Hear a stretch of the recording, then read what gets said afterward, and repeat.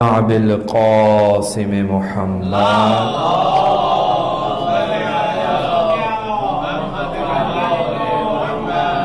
وعلى أهل بيته الطيبين الطاهرين المعصومين المظلومين لا سيما بقية الله الأعظم أرواحنا له الفداء ولعنة الدائمة على أعدائهم أجمعين من يومنا إلى قيام يوم الدين.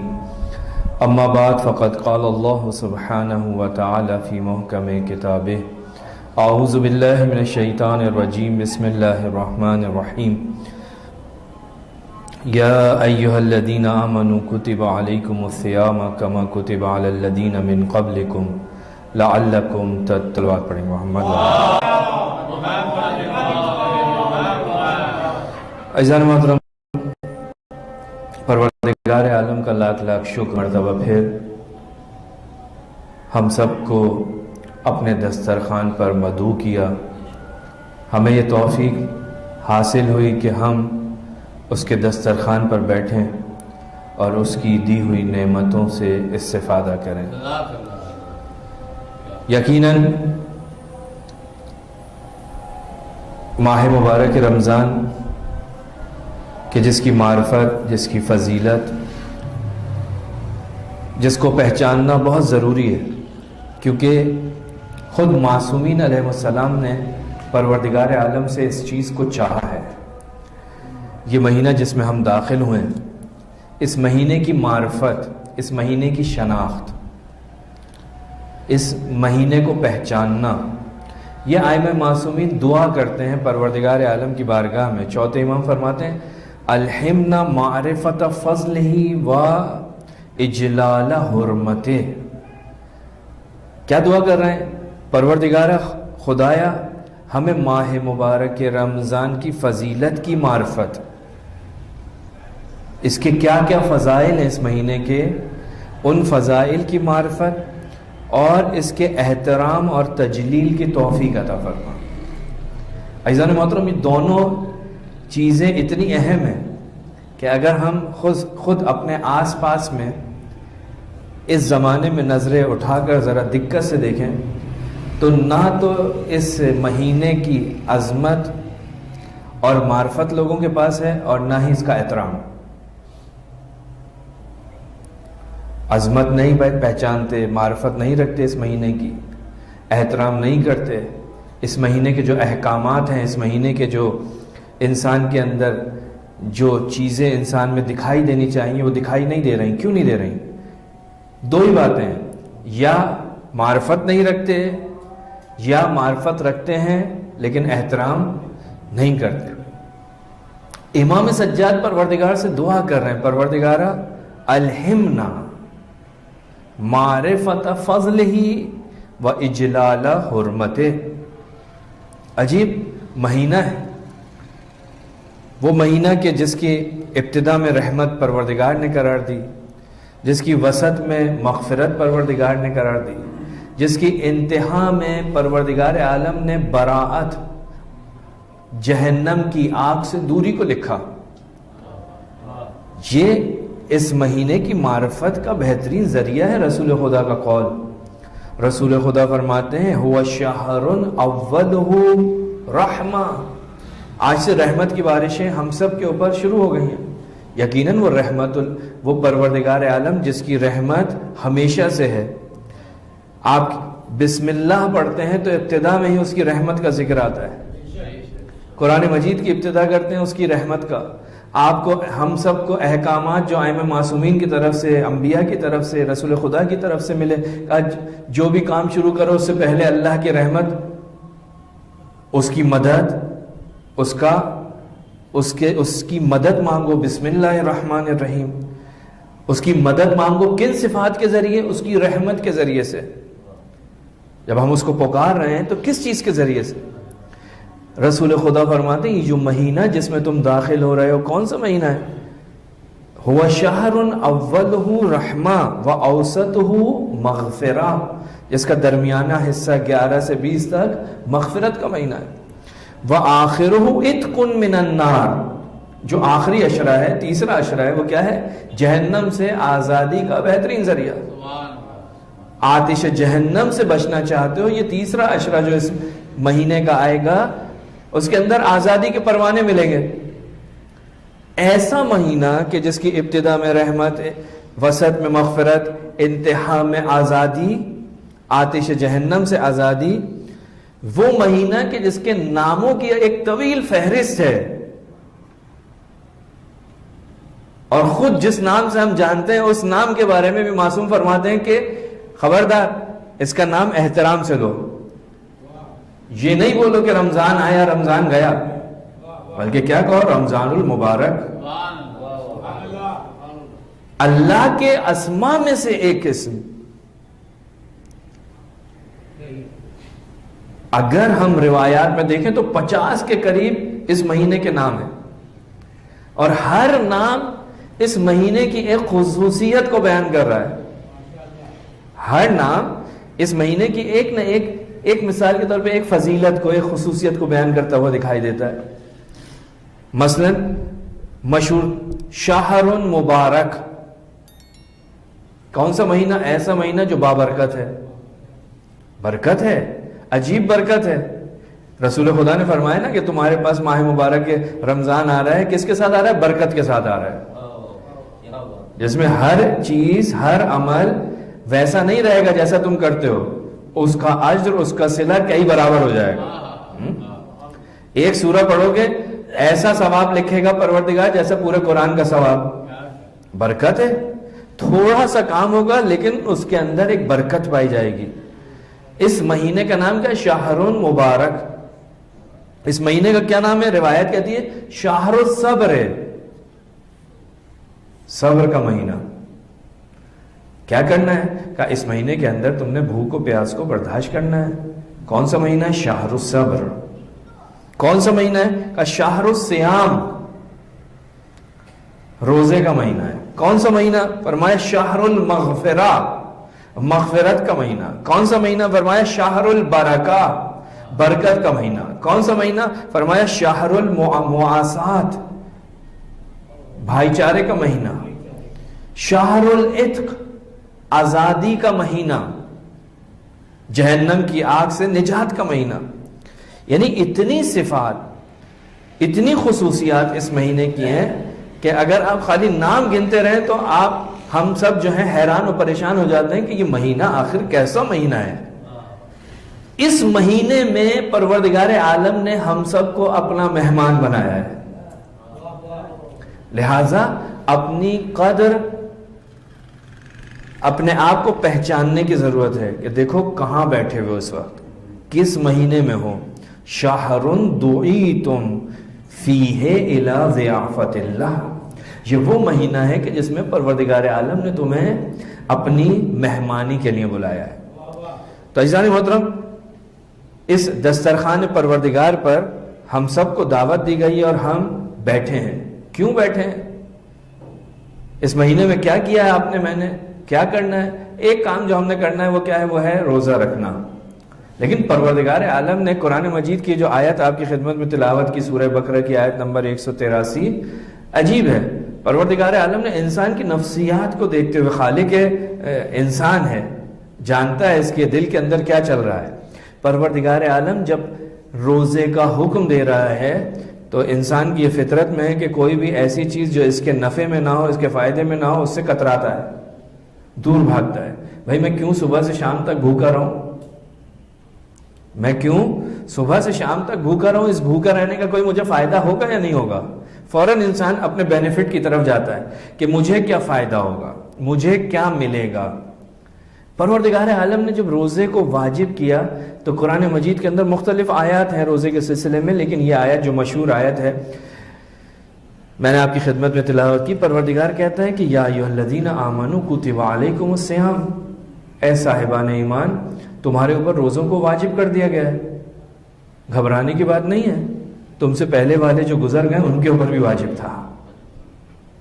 انسانی نفسیات ہے نا، اگر بچے کو اس کے ماں باپ میں سے کوئی ایک یہ بولے کہ بیٹا یہ کام کر دو، آپ نے یہ کام کیوں نہیں کیا، تو فوراً پکڑتا ہے۔ بھائی کو تو آپ نے نہیں کہا، فلاں کو تو آپ نے یہ نہیں کہا، مجھ سے پہلے تو کسی سے نہیں کہا تھا، مجھ سے کیوں؟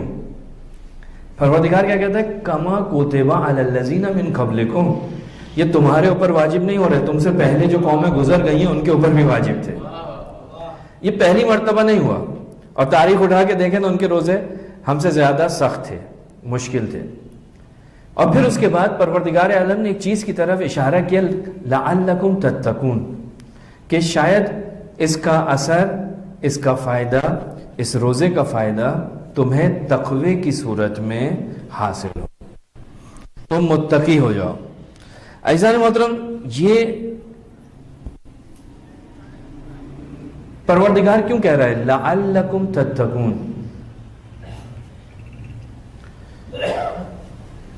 لعلکم تتقون،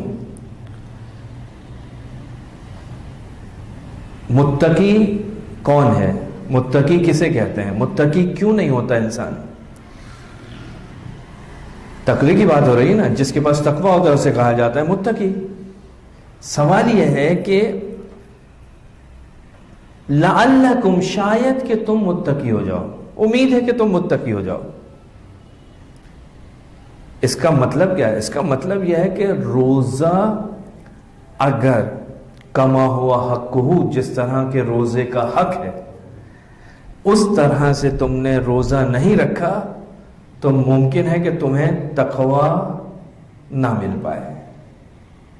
لعلکم تتقون، یعنی ہم روزہ تو رکھتے ہیں، بہت سارے لوگوں کو دیکھتے ہیں روزہ انہوں نے رکھا ہے لیکن تقوی کہیں دکھائی نہیں دیتا۔ کیوں؟ آخر ایسا کیا ہو گیا کہ بھائی روزہ رکھ رہا ہے لیکن تقوی دکھائی نہیں دے رہا؟ اس کا مطلب ہے کہیں نہ کوئی کسی چیز کی کمی ہے۔ دیکھیں، ایک چیز ہے ہم کہتے ہیں روزہ رکھا ہے، تو روزہ کس طرح سے رکھا ہے؟ کس چیز کا روزہ رکھا ہے؟ ایک روزہ ہوتا ہے منہ کا روزہ، پیٹ کا روزہ، اور ایک روزہ ہوتا ہے اعضاء و جوارح کا روزہ۔ ہم جو روزہ عام طور پر رکھتے ہیں، جو شریعت نے مانگا بھی ہے، شریعت کہتی ہے کہ جی آپ نے جب روزہ رکھا ہے تو ان چیزوں سے آپ نے بچنا ہے، تو ہم صرف انہی چیزوں پر فوکس کرتے ہیں۔ ہم کھانے پینے کی چیزوں سے تو بچتے ہیں، لیکن بہت ساری ایسی چیزیں ہوتی ہیں کہ جو ہماری طرف آتی ہیں، ہم ان سے اپنے آپ کو نہیں بچاتے، اور ہم روزے کی حالت میں ہوتے ہوئے بھی عام انسان کی طرح سے اپنے وقت کو گزار دیتے ہیں، یعنی کوئی خاص تبدیلی دکھائی نہیں دیتی۔ دیکھیں، جب منہ روزے سے ہوتا ہے تو انسان کچھ کھاتا پیتا نہیں ہے۔ جب انسان کا منہ روزے سے تو کیا ہے؟ یعنی کچھ کھائے گا پیے گا نہیں۔ لیکن ایک مرتبہ کیا ہوتا ہے کہ منہ کے ساتھ ساتھ منہ کے اندر جو ایک چھوٹا سا گوشت کا ٹکڑا ہے جسے ہم کہتے ہیں زبان، وہ بھی روزے سے ہے، وہ بھی روزے سے ہے۔ یعنی جس طرح منہ میں کسی چیز کو داخل نہیں کر رہا ہے، کسی چیز کو نہیں ڈال رہا ہے کہ وہ چیز جو ہے ہمارے حلق سے نیچے اتر جائے اور ہمارا روزہ باطل ہو جائے، اسی طرح سے ایک مقام روزے دار کا یہ ہے کہ وہ روزے دار منہ کے ساتھ ساتھ اس منہ کے اندر جو بند ایک گوشت کا ٹکڑا ہے جس کو پروردگار نے بھی بند کیا ہے، ہم اس کو چھوڑ دیتے ہیں، ہم اس کو بند نہیں رکھتے، یعنی اس کے اوپر ہمارا کوئی اختیار نہیں ہوتا۔ وہ گوشت کا ٹکڑا اپنی مرضی سے ہلتا ہے، اور جب وہ اپنی مرضی سے ہلتا ہے تو نہ جانے اس سے کیا کیا چیزیں اس کے ذریعے سے ہمارے منہ سے باہر نکلتی ہیں، اور جب وہ مختلف قسم کی چیزیں ہمارے منہ سے باہر نکلتی ہیں تو اس کے جو اثرات ہمارے اوپر پڑتے ہیں وہ اثرات یہ ہوتے ہیں کہ ہم بجائے تقوی کے قریب ہو تقوی سے دور ہوتے چلے جاتے ہیں۔ تو کبھی انسان کا روزہ فقط و فقط پیٹ کا ہوتا ہے، منہ کا ہوتا ہے، اور کبھی زبان کا بھی روزہ ہوتا ہے۔ ہمارے ہاں علماء نے 3 قسم کے روزے دار نقل کیے ہیں، کہتے ہیں کہ 3 قسم کے روزے دار ہیں۔ ایک روزے دار وہی ہے نارمل روزہ رکھنے والا عام انسان، جیسے قرآن نے کہا یا ایھا الذین آمنوا اتقوا اللہ، یا ایھا الذین آمنوا کتب علیکم الصیام، اے صاحبان ایمان۔ ظاہر یہاں پر مسلمانوں سے خطاب ہو رہا ہے کہ اے مسلمانوں تمہارے اوپر روزہ واجب ہو گیا ہے، روزہ رکھو. بتا دیا گیا کہ صاحب ان چیزوں سے تم نے بچنا ہے. یہ ایک نارمل روزہ ہے. مبتلا کے روزہ جو آپ کی خدمت میں انشاءاللہ موقع ملے گا عرض کروں گا. موٹی موٹی چیزیں کھانا پینا، جن میں سے سب سے پہلے درجے پر پہلے مرحلے میں ہم سب جانتے ہیں، بچہ بھی جانتا ہے کہ صاحب روزہ ہے تو اب کیا ہے، کھانا پینا نہیں ہے. ایک روزے دار وہی ہے نارمل روزے دار، نارمل روزہ رکھنے والا. ایک خاص لوگوں کا روزہ ہے، متقیوں کا روزہ ہے، اور ایک عرفاء کا روزہ ہے، صاحبان معرفت کا روزہ. وہ جو نارمل لوگوں کا جو روزہ ہے اس کے اندر کیا ہوتا ہے، مبتلات روزہ سے بچنا ہوتا ہے. بس صبح سحری سے لے کر افطار تک مبتلات روزہ سے بچنا ہے. لیکن جو خاص لوگوں کا روزہ ہے، جو متقیوں کا روزہ ہے، اس کے اندر صرف اور صرف منہ کو اور پیٹ کو نہیں بچاتا انسان، بلکہ اپنے پورے جسم کے اعضاء و جوارح کی حفاظت کرتا ہے. امساک سب کے لیے ہوتا ہے، صرف منہ نہیں، صرف پیٹ نہیں، بلکہ اب زبان بھی روزے سے ہے، ناک بھی روزے سے ہے، کان بھی روزے سے ہے، ہاتھ بھی روزے سے ہے، پاؤں بھی روزے سے ہیں. جتنے بھی اعضاء و جوارح ہیں وہ سارے کے سارے روزے سے ہیں. یعنی کیا؟ یعنی اب وہ انسان جو ہے سارے گناہوں کو ترک کرتا ہے کہ جو ان اعضاء و جوارح سے ممکن ہے ہو سکے. ایک وہ روزہ بھوک و پیاس کو برداشت کر رہا ہے، اس کے بعد ان تمام کے تمام اعضاء و جوارح کو ان تمام کاموں سے بچا رہا ہے، دور کر رہا ہے.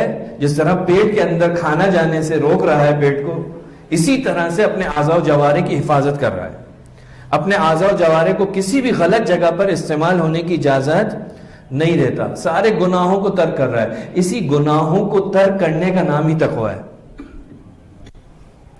یہی تقویٰ ہے، اپنے آپ کو معصیت سے بچانا، اپنے آپ کو گناہوں سے بچانا، اسی کا نام ہے تقویٰ. لہذا روایات کے اندر ہے رسول خدا صلی اللہ علیہ وآلہ وسلم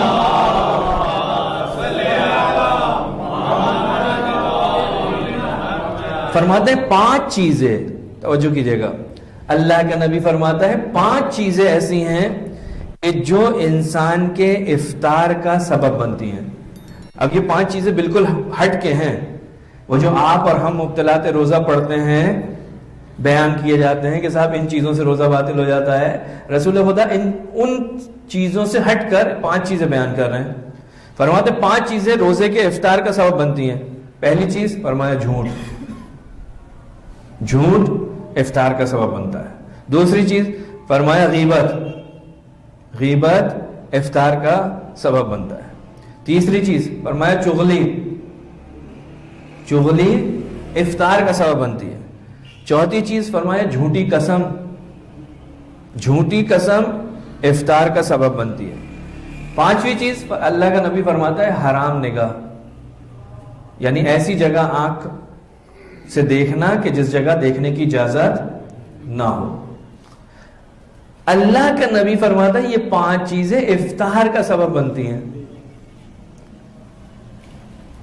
ہم فقہی اعتبار سے دیکھیں تو کہیں پر بھی ان 5 چیزوں کا تذکرہ نہیں ہے. اس کا مطلب یہ ہے کہ یہ ایک خاص قسم کا روزے دار ہے کہ جب وہ روزے سے ہوتا ہے تو ان چیزوں سے بھی اپنے آپ کو محفوظ رکھتا ہے. یہ وہ روزے دار ہے جو تقوی کے قریب ہوتا ہے. یہ وہ روزے دار ہے کہ جو لعلکم تتقون کی منزل پر فائز ہوتا ہے. اس کو تقوی حاصل ہوتا ہے. جب انسان اپنے آپ کو جھوٹ سے بچاتا ہے، جھوٹی قسم سے بچاتا ہے، غیبت سے بچاتا ہے، چغلی سے بچاتا ہے، حرام نگاہ سے بچاتا ہے، تو اس کا نتیجہ کیا ہوتا ہے؟ اس کا نتیجہ یہ ہوتا ہے کہ وہ جو اس کا روزہ ہوتا ہے وہ بہترین کوالٹی کا روزہ ہو جاتا ہے، اچھا روزہ ہو جاتا ہے. اس مقام پر انسان کو لے جاتا ہے کہ وہ تقوی کی منزل میں داخل ہو سکے. رسول خدا نے یہ 5 چیزیں بیان کی. دوسری احادیث کو اگر ہم دیکھیں، چھٹے امام صادق علیہ السلام فرماتے ہیں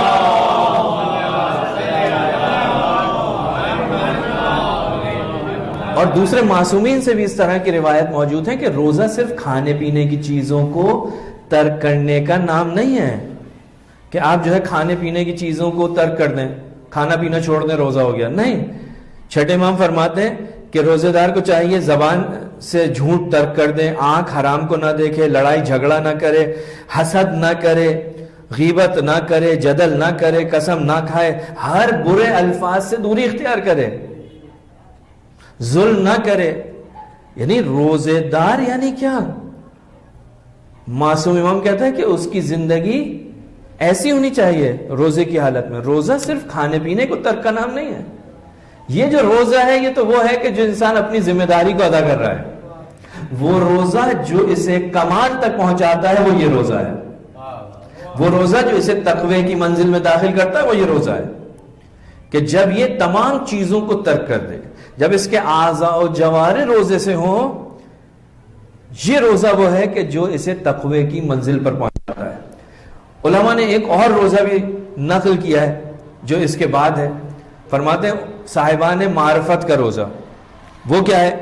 فرماتے ہیں کہ امیر المومنین نے ایک مقام پر ارشاد فرمایا کہ روزہ صرف کھانے پینے کو ترک کرنے کا نام نہیں ہے، بلکہ روزہ حقیقی یہ ہے کہ فکر، دل، دماغ گناہ سے دور ہو۔ یعنی ایک اور اوپر کا مرحلہ، ابھی صرف اعضاء و جوارح کی بات نہیں ہے، بلکہ اب تمہاری فکر کے اندر بھی کوئی گناہ کا تصور نہ آئے، تمہارے دل کے اندر بھی کوئی گناہ کا تصور نہ آئے، تمہارے دماغ کے اندر بھی کوئی گناہ کا تصور نہ آئے۔ یہ ایک مرحلہ ہے۔ لہٰذا علماء فرماتے ہیں یہ کس کا مرحلہ ہے؟ یہ عرفاء کا، صاحبان معرفت کا مرحلہ ہے کہ انسان اس مقام پر پہنچ جائے کہ جب وہ حالت روزہ میں ہے تو اس کے دل کے اندر خدا کے علاوہ کسی اور کا تصور نہ آئے،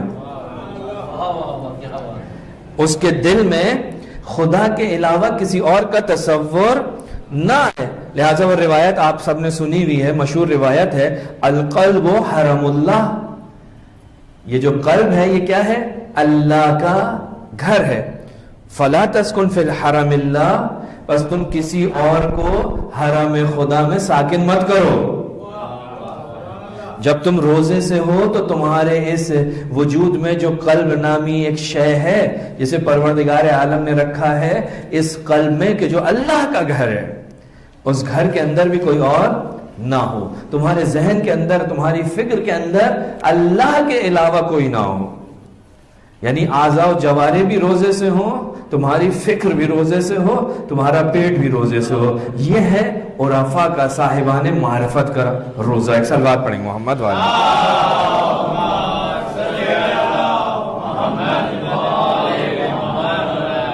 تو عزیزان محترم، روزہ میں نے عرض کیا کہ صرف بھوک اور پیاس کو برداشت کرنے کا نام نہیں ہے جو ائمہ معصومین نے ہم سے مانگا۔ رسول خدا کی جو حدیث پڑھی میں نے آپ کی خدمت میں، 4-5 چیزیں جس کے اندر اللہ کے نبی نے بیان کی تھی: جھوٹ، غیبت، چغلی، جھوٹی قسم، اور ایسی جگہ پر نگاہ کہ جو آپ کے لیے، میرے لیے، جس کی طرف نگاہ کرنا روا نہیں ہے، الاؤ نہیں ہے کہ ہم اس طرف دیکھیں۔ ان 5 چیزوں میں سے 4 چیزیں ایسی ہیں جن کا تعلق انسان کے جسم کے ایک عضو سے ہے۔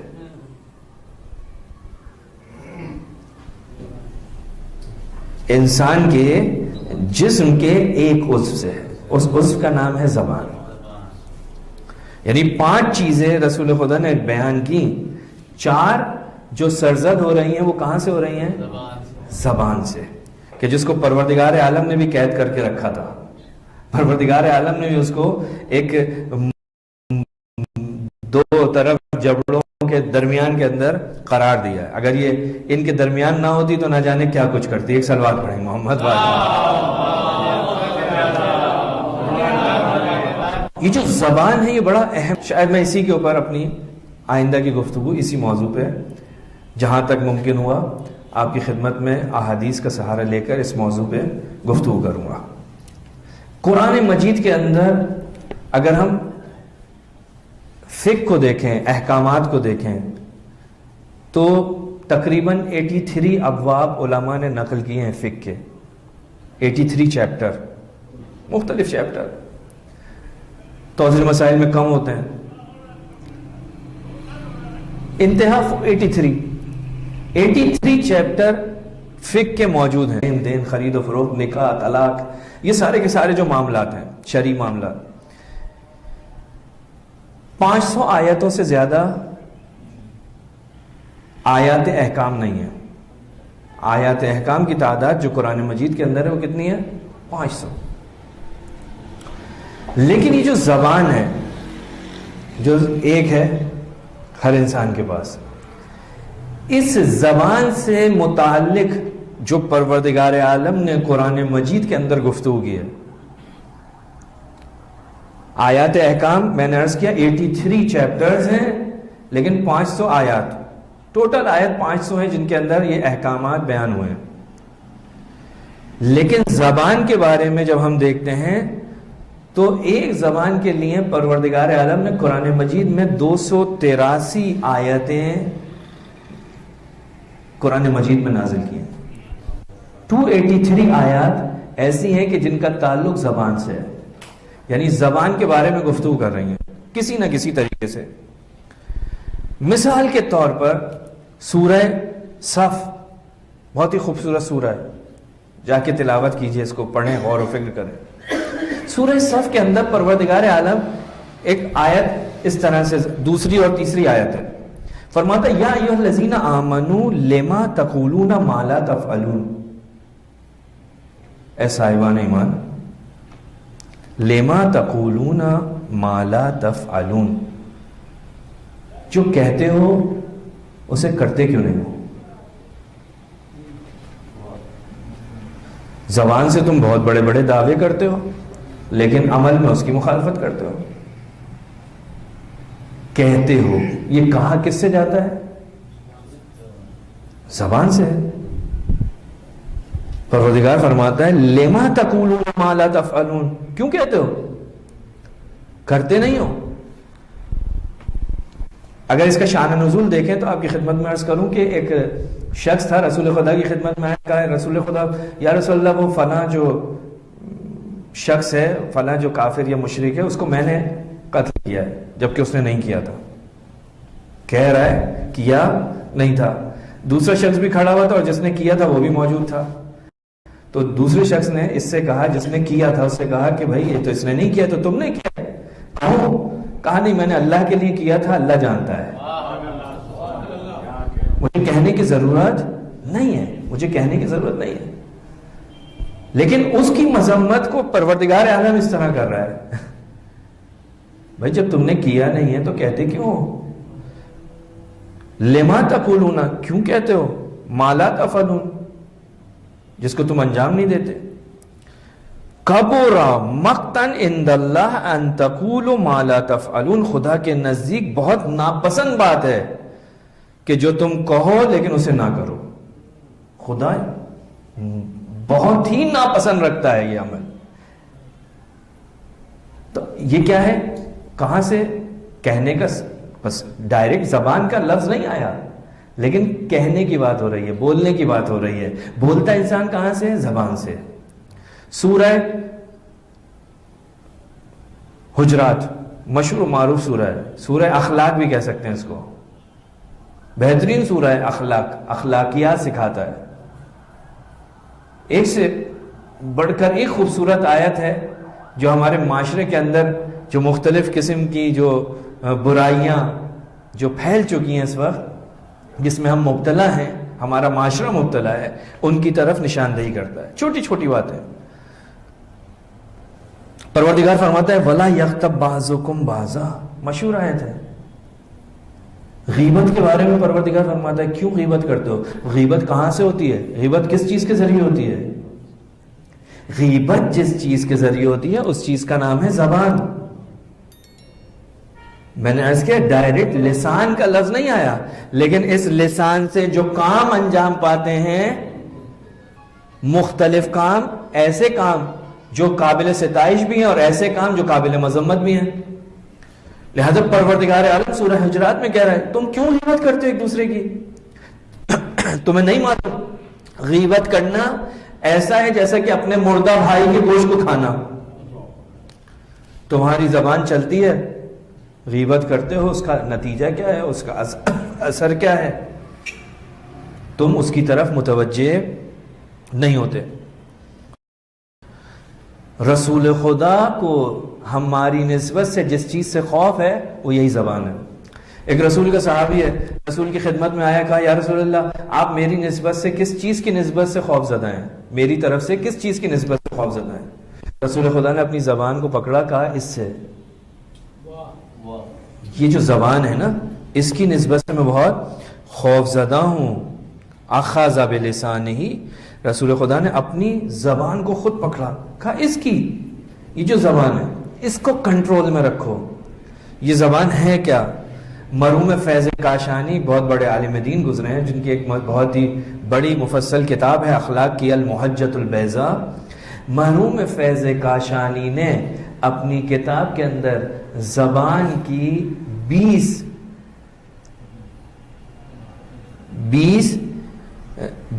گناہ جو کہ زبان سے سرزد ہوتے ہیں، جو زبان سے انجام پاتے ہیں، ایک فہرست بنائی ہے اس کتاب کے اندر. 20 ہیں، 20 گناہ ہیں جو زبان سے سرزد ہوتے ہیں. ایک چھوٹا سا ٹکڑا ہے جو آپ کی اور میری مرضی کے بغیر ہلتا نہیں ہے. 20 گناہ مرحوم فیض کاشانی نے نقل کیے. البتہ یہ 20 آخری حرف نہیں تھا، ایک دوسرے عالم نے بعد میں کتاب لکھی، اس نے 30 لکھے. اور ایک کتاب ایسی بھی آئی کہ جس کے اندر تقریباً 190 گناہ کہ جو کہ زبان جن کی مرتکب ہوتی ہے نقل کیا ہے.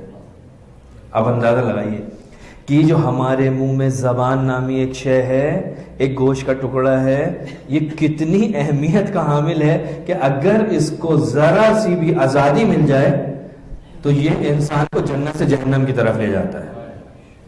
یہ جو پروردگار عالم کہہ رہا ہے لعلکم تتقون، تم روزے میں تقوی، خود اگر انسان اس زبان کے اوپر کنٹرول نہ کر سکے تو کیسے تقوی حاصل ہوگا؟ تقوی حاصل کرنا چاہتے ہو تو اعزائے محترم، یہ جو زبان کے مختلف گناہ ہیں، ان گناہوں کے اندر جو سب سے زیادہ واضح گناہ ہے وہ کیا ہے؟ جھوٹ. جھوٹ کیا ہے؟ گناہ ہے نا. جھوٹ بولنے کے نقصانات کتنے ہیں؟ جھوٹ کیا ہے؟ جھوٹ بالکل ایک نارمل سی بات ہے، جھوٹ کی کوئی تعریف کرنے کی ضرورت نہیں ہے. یعنی اس کی ڈیفینیشن کیا ہے ہم سب جانتے ہیں. خلاف واقع بات کرنا جھوٹ کہلاتا ہے. مارا کسی نے تھا، نام کسی اور کا لے دیا، یہ ہو گیا جھوٹ. کیا کسی نے ہے، نام کسی اور کا لے دیا. کھایا کسی نے ہے، نام کسی اور کا لے دیا. کیا ہے؟ جھوٹ ہے. آپ کا استقبال کرنے کے لیے کوئی آ رہا تھا، آپ نے آ کے بولا کہ وہ تو مجھے مارنے آ رہے تھے. یہ کیا ہے؟ جھوٹ. جھوٹ جو کہاں سے ہوتا ہے؟ اس زبان سے.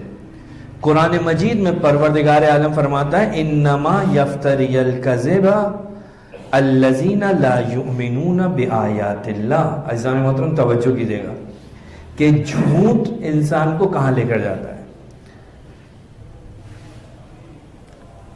سورہ نحل آیت نمبر 105 میں پروردگار فرماتا ہے کہ جھوٹ وہ لوگ بناتے ہیں یا وہ لوگ بولتے ہیں کہ جنہیں اللہ کی آیات پر یقین نہیں ہوتا،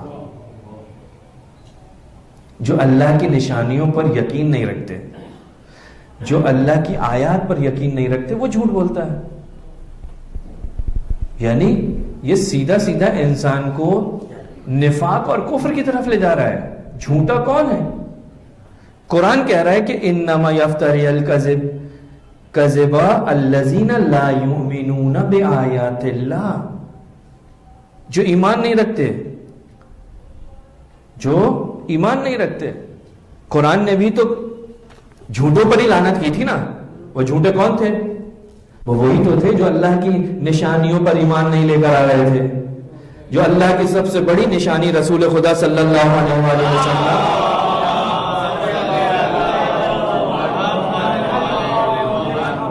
رسول خدا کا انکار کر رہے تھے.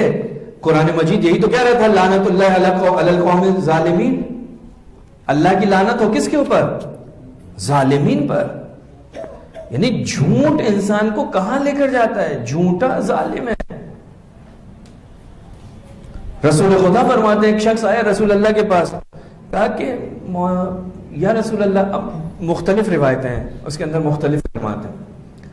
کہا مومن جو ہے ایسا لگتا ہے کہ مومن سے مراد یہاں مسلمان ہے، لیکن لفظ جو روایت کے اندر آیا قال رجل لہ المومن یزنی، کہا کیا نعوذ باللہ مومن سے زنا ہو سکتا ہے؟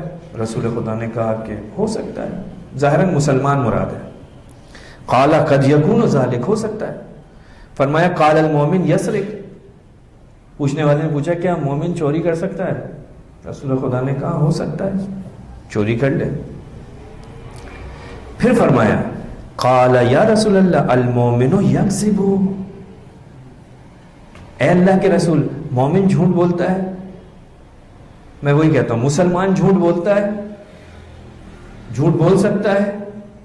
رسول خدا کیا فرماتے ہیں؟ لا. قال رسول اللہ انما قال اللہ تبارک و تعالی، رسول اللہ فرماتے ہیں کہ اللہ نے فرمایا، وہی آیت جو میں نے ابھی آپ کی خدمت میں پڑھی. کیا پڑھی؟ انما یفتری الکذب الذین لا یؤمنون، کا جھوٹ تو وہ باندھتا ہے جو اللہ کی آیات پر ایمان نہیں رکھتا. یعنی مسلمان جھوٹ نہیں بول سکتا، اس سے چوری ہو سکتی ہے، اس سے وہ گناہ کبیرہ ہو سکتا ہے، فنا گناہ ہو سکتا ہے، فنا گناہ ہو سکتا ہے، لیکن جھوٹ نہیں بول سکتا. معلوم ہو کہ جو جھوٹ بول رہا ہے وہ یا منافق ہے یا مسلمان نہیں ہے. ایک سلوات پڑھیں گے محمد والی.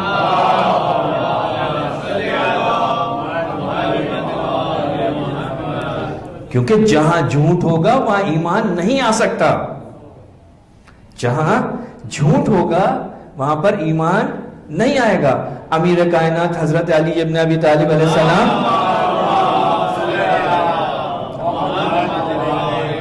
فرماتے ہیں لا یجد عبد حقیقت الایمان حتی یدع الکذب جدہ وحزلا، کہا کہ بندہ خدا ایمان کا مزہ چکھ ہی نہیں سکتا، حقیقت ایمان کا مزہ چکھ نہیں سکتا. کب تک؟ اس وقت تک کہ جب تک کہ وہ جھوٹ کو نہ چھوڑ دے، مذاق میں بھی جھوٹ نہ کرے اور حقیقت میں بھی جھوٹ نہ کرے. یہ بعض اوقات ہم کہتے ہیں نا مذاق میں کہا تھا، نہیں، اگر حقیقت ایمان اپنے وجود کے اندر ایمان کا مزہ چکھانا ہے اپنے وجود کو، تو مذاق کے اندر بھی جھوٹ کا سہارا نہیں لے سکتے، جھوٹ نہیں کہہ سکتے. لا یجدو عبد حقیقت الایمان، نہیں پا سکتا ایمان، حقیقت ایمان کو بندہ خدا، یہاں تک کہ وہ جھوٹ چاہے وہ مذاق میں ہو چاہے وہ حقیقت میں اسے ترک کر دے. امام عسکری علیہ السلام فرماتے ہیں کہ جتنی بھی برائیاں ہیں نا، جتنی بھی برائیاں، ان سب کو پروردگار عالم نے ایک گھر کے اندر جمع کر دیا ہے. وَجُعِلَ مِفْتَاحُ الْكِذْبِ، وہ گھر کے اندر بند ہے، اس کی جو ایک چابی ہے نا اس گھر کی یا اس گھر پہ لگے ہوئے تالے کی، اس چابی کا نام ہے جھوٹ. کہ اس کی نماز کو دیکھو، اس کے رکوع کو دیکھو، اس کے روزے کو دیکھو، اس کے حج کو دیکھو، کس کو دیکھو؟ فرماتے ہیں صدق الحدیث و اداء الامانہ، کہ دیکھو یہ سچا ہے یا نہیں، یہ امانت دار ہے یا نہیں. یعنی اگر تم دیکھنا چاہتے ہو یہ کیسا انسان ہے، ہاں اس کا لیول کیا ہے، اس سے معاملہ. اسلام کہتا ہے اگر کسی انسان کو دیکھنا ہے تو صداقت کو دیکھو، امانت داری کو دیکھو. روایت کہتی ہے کوئی نبی مقام نبوت پر فائز نہیں ہوا مگر یہ کہ اس میں صداقت و امانت داری پائی. یہ بنیادی صفات ہیں. نماز بہت اچھی پڑھتا ہے، بہت لمبی پڑھتا ہے، 2 گھنٹے لگاتا ہے. قنوت میں جب اس کے ہاتھ اٹھتے ہیں تو دعائے جوشن کبیر پڑھتا ہے. لیکن جب وہ کسی دوسرے کے ساتھ پیش آتا ہے، کسی مومن بھائی کے ساتھ اٹھتا بیٹھتا ہے تو اس کے معاملات کچھ اور ہوتے ہیں، کوئی فائدہ نہیں ہے. ایسا آدمی نہیں ہے کہ اس سے تعلقات رکھے جائیں، یعنی اس کی عادت کر چکا ہے. اگر یہ ان کو ترک کرے گا تو اس کو وحشت ہوتی ہے. ہاں یہ ترک کر نہیں پاتا، اس کو برا لگتا ہے، وحشت ہوتی ہے. لہذا تم اس کے لمبے لمبے رکوع اور سجود کو مت دیکھو، یہ دیکھو کہ یہ کیسا ہے، سچا ہے یا نہیں ہے، امانت دار ہے یہاں نہیں ہے. ایسا مطلب یہ جو جھوٹ انسان بولتا ہے کیوں بولتا ہے؟ کیوں بولتا ہے؟ اس جھوٹ کے بولنے کا سبب کیا ہے؟ بہت سارے اسباب علماء نے لکھے ہیں. من جملہ جھوٹ کا ایک سبب ہے حسد. جب انسان کسی سے حسد کرتا ہے تو جھوٹ بولتا ہے. ایک سبب ہے غضب، غصہ. غضب انسان سے جھوٹ بلواتا ہے. مال کی محبت جب ڈوبتا ہوا دیکھتا ہے تو انسان جھوٹ بولتا ہے. طمع، لالچ انسان سے جھوٹ بلواتی ہے. جھوٹوں کے ساتھ دوستی ان کے ہمرنگ کر دیتی ہے. جیسے دوست ہیں ویسے ہی یہ انسان ہو جاتا ہے. بے حیائی انسان سے جھوٹ بلواتی ہے. قدرت کا حاصل کرنا، جو قدرت حاصل کرنے کے پیچھے ہے وہ یہ نہیں دیکھتا کہ وہ قدرت کیسے آ رہی ہے. جھوٹ بولنا پڑے قدرت چاہیے مجھے، لہذا قدرت حاصل کرنے کے لیے جھوٹ بولتا ہے. اپنی کمزوری محسوس کرتا ہے تو جھوٹ بولتا ہے. چھوٹے بچے عام طور پہ جھوٹ کیوں بولتے ہیں؟ اپنے آپ کو کمزور پاتے ہیں اس لیے جھوٹ بولتے ہیں. تو یہ مختلف چیزیں ہیں کہ جو انسان کو جھوٹ بولنے پر مجبور کرتی ہیں. اگر انسان حسد سے پاک ہو، اگر انسان دنیا کے مال کی محبت نہ رکھتا ہو، اگر انسان اپنے اوپر کنٹرول رکھتا ہو، اگر انسان جو ہے وہ خدا سے خوف رکھتا ہو، اگر انسان اپنی وجود میں کسی انسان کے سامنے کوئی کمزوری محسوس نہ کرتا ہو، جیسے اس کے ہاتھ پیر ہیں اسی طرح میرے ہاتھ پیر ہیں، جس طرح وہ دیکھتا ہے اسی طرح میں دیکھتا ہوں، جس طرح وہ کھاتا ہے اسی طرح میں کھاتا ہوں. اگر میں کمزور ہوں کسی کے سامنے وہ تو ذات باری تعالیٰ ہے. اگر اس طرح سے انسان ہو جائے تو انسان کو کبھی جھوٹ بولنے کی ضرورت نہ پڑے. لہٰذا یہ صفات ہمارے اندر کمزور پڑتی ہیں تو ہم جھوٹ کا سہارا لیتے ہیں. اور جھوٹ کے نتائج آپ دیکھ رہے ہیں کہ جب انسان جھوٹ بولتا ہے تو جھوٹ بولنے والا اللہ اور رسول کی نسبت جب جھوٹ بولتا ہے اور روزے کی حالت میں ہو تو روزہ باطل ہو جاتا ہے. روزے کے باطل ہونے کا ایک سبب کیا ہے؟ جھوٹی نسبت دینا. مبتلات روزہ میں سے ہے نا کہ آپ جو ہے اگر اللہ اور رسول کی طرف جھوٹی نسبت دیں. مثلا یہاں بیٹھ کر آپ کہیں کہ رسول اللہ نے ایسا کہا ہے، اللہ نے قرآن میں ایسا کہا ہے. اللہ نے نہیں کہا. آپ نے سامنے والے کو جھوٹ کیوں بولتا ہے؟ میں نے عرض کیا جو چند باتیں آپ کی خدمت میں عرض کی. مثال کے طور پہ مال، دنیا کے مال سے محبت ہے تو میں نے آ کر کہہ دیا رسول اللہ نے کہا تھا کہ اگر مدینے کے اندر فلاں کی پیاز کھاؤ گے تو تمہارے اوپر جنت واجب ہو جائے گی. جھوٹی ہے نا بھائی، رسول نے نہیں کہا تھا، آپ نے بول دیا. مال کی محبت تھی، دنیا کی محبت تھی، پیسے کی محبت تھی، فوراً وہ پیاز تو بک گئی، لیکن آخرت کے اندر وہ جو جہنم کا ایندھن جو تیار کیا اس کا کیا ہوگا؟ تو ایک اثر کیا ہے؟ اگر روزے کی حالت میں آپ نے یہ جھوٹ کہا تو روزہ باطل. اس کی جو سزا ہے وہ اپنی جگہ. جہنم کی آگ اس جھوٹے کے لیے تیار ہے. تمام برائیوں کی چابی. آپ نے آج جھوٹ بولا، یہ جھوٹ یہاں پر رکے گا نہیں، اب اس کے پیچھے مسلسل برائیاں چلتی بھی آئیں گی. ایک جھوٹ کے پیچھے انسان کو جو مشہور ہے ہمارے یہاں کہ 70 جھوٹ بولنے پڑتے ہیں، ایسا ہی ہے. ایک کو چھپانے کے لیے آپ دوسری توجیہ کرتے ہیں، دوسرا جھوٹ بولتے ہیں، تیسرا جھوٹ بولتے ہیں. مسلسل اس کے پیچھے انسان کو جھوٹ کا سہارا لینا پڑتا ہے کیونکہ جرت نہیں ہے کہ وہ سامنا کر سکے. کمزور ہے. کمزور آدمی کا ہتھیار ہے جھوٹ. طاقتور انسان، شجاع انسان کیوں جھوٹ بولے گا؟ جو صرف اللہ کا خوف رکھتا ہو اسے جھوٹ کی کیا ضرورت ہے؟ جو یہ جانتا ہے کہ میرا اللہ سب جانتا ہے اسے کسی کے سامنے جھوٹ بولنے کی کیا ضرورت ہے؟ لہٰذا جھوٹ انسان بولتا ہے، انسان کا رزق کم ہو جاتا ہے. ہم سمجھتے ہیں رزق ایسے ہی کم ہو رہا ہے، نہیں. صبح سے شام تک جب تم دکان کے اوپر بیٹھ کر جھوٹ بولو گے تو اس رزق کے اندر کیسے برکت آئے گی؟ برکت کو پروردگار عالم اس کاروبار سے اٹھا لیتا ہے. لوگ اعتماد نہیں کرتے. جھوٹ بولنے والے سے اعتماد سلب ہو جاتا ہے. قرآن مجید کا وہ مشہور واقعہ ہے نا، یعنی جھوٹ فقر لے کر آتا ہے، جھوٹ رزق میں کمی کا باعث بنتا ہے، جھوٹ اعتماد کو سلب ہونے کا سبب بنتا ہے. یعنی انسان کے اوپر اعتماد نہیں رہتا دوسروں کا. سب سے بڑی چیز، سب سے بڑی مصیبت. تاریخ کے اندر ایک بہت ہی مشہور کریکٹر گزرا ہے کہ جس کا قرآن مجید کے اندر ذکر ہوا.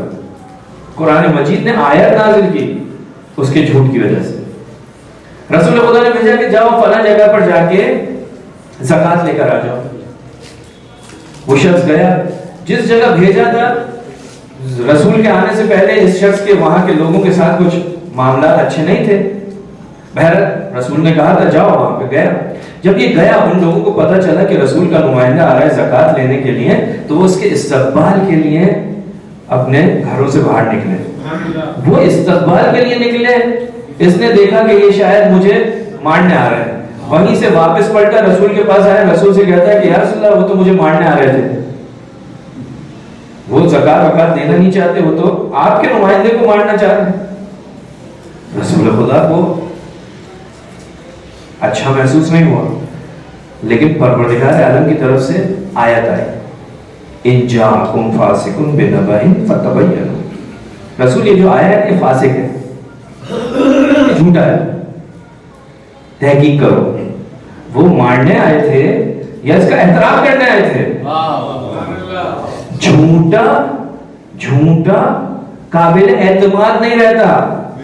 اس خبر کے بعد قرآن مجید نے کہا یہ فاسق ہے, یہ قابل اعتماد نہیں ہے. اور جھوٹ کا سہارا دیا تھا. اس جھوٹ کے بعد اس کے کیسے کیسے گناہ. ابھی آپ کی خدمت میں عرض کیا کہ جب انسان جھوٹ بولتا ہے تو پھر یہ جھوٹ یہیں پر رکتا نہیں ہے, اپنے پیچھے سارے گناہوں کو کھینچ کر لے کر آتا ہے. یہ انسان وہ کہ جو رسول اور آل رسول امیر کائنات حضرت علی بن ابی طالب کا سب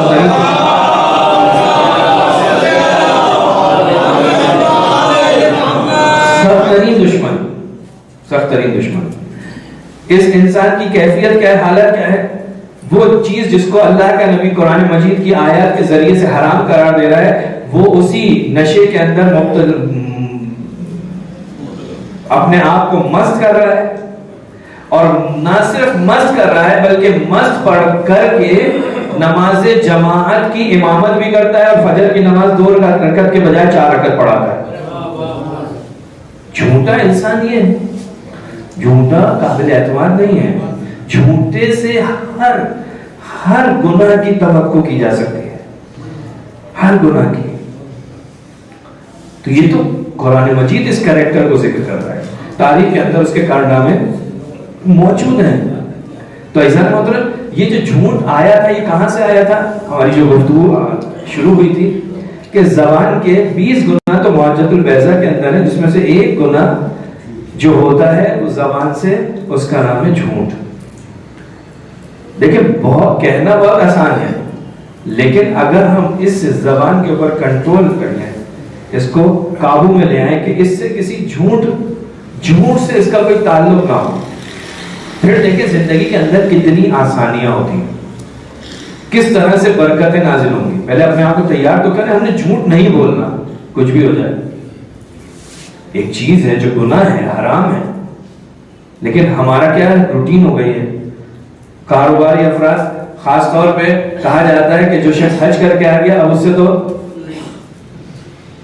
آپ اس کی نسبت تو یہ سوچیں ہی نہ کہ جناب یہ جو ہے سچا ہے, ہاں حاجی صاحب ہو گئے. اور جس نے ایک سے زیادہ کر لیے ہو تو یعنی ایک مزاج بن چکا ہے, ایک مزاج بن چکا ہے کہ جو لوگ مذہبی لباس کے اندر ہیں وہی سب سے زیادہ جھوٹ بول رہے ہیں. مطلب ایسے انسان کے اوپر سب سے پہلی چیز جو اس کی نسبت سے دوسروں کے نگاہوں میں آتی ہے وہ یہ کہ وہ قابل اعتماد نہیں رہتا. اور انسان کی سب سے بڑی ناکامی یہ ہے کہ وہ قابل اعتماد نہ ہو. اگر اس کے گھر والے اس پر اعتماد نہ کریں, اس کی بیوی بچے اس پر اعتماد نہ کریں, تو اس کے آس پڑوس میں رہنے والے اس کے دوست اس پہ اعتماد نہ کریں, ایسا انسان کہاں جائے گا؟ تو یہ جو زبان کو پروردگار عالم نے دیا ہے, یہ ایک گناہ جو ہم اس زبان سے مرتکب ہو جاتا ہے ہم سے, وہ کیا ہے؟ وہ ہے جھوٹ. کہ جس کے لیے پروردگار واضح کہہ رہا ہے کہ یہ کون ہے؟ یہ وہ لوگ ہیں جو اللہ کی آیات پر یقین نہیں رکھتے, اللہ کی آیات پر ایمان نہیں رکھتے. یہ جھوٹے ہیں, یہ جھوٹے ہیں. تو یہ ماہ مبارک رمضان جو پروردگار عالم کی رحمت کا مہینہ ہے, اس رحمت کے مہینے پروردگار عالم سے یہی مانگیں کہ پروردگار اس زبان کے اوپر تالا لگا دے. آئندہ آنے والی گفتگو کے اندر اس کی خوبیوں کو بھی بیان کروں گا کہ اس کی کیا کیا خوبیاں ہیں، لیکن ایک چیز جو پروردگار عالم نے خود بند کر کے رکھی ہے تو ہمیں بھی کوشش کرنی چاہیے اس کو بند رکھیں تاکہ ہماری مشکلات زیادہ نہ بڑھیں.